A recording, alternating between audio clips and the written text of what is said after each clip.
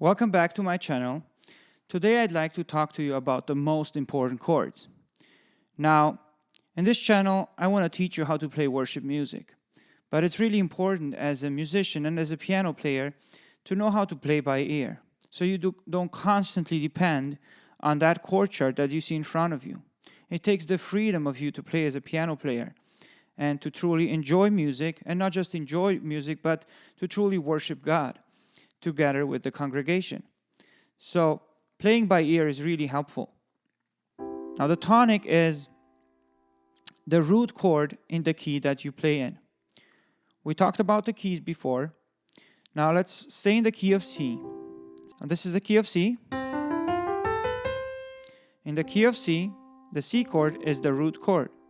Now the next chord we want to look at is the fourth chord, which is an F. That's the subdominant F chord. Then the fifth chord, which is G. Now C, F subdominant or fourth, G dominant or fifth are the most important chords that you will use in worship music. You could play a lot of songs with these three chords. Let me show you. Lord, I need you.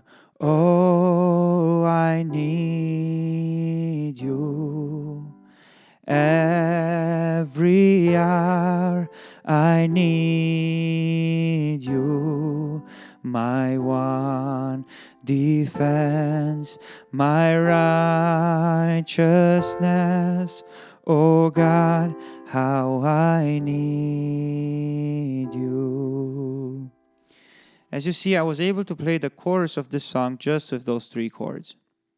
Now we could, of course, make it more complicated than this, but basically you could play this song. So the first, the fourth, and the fifth are your most important chords.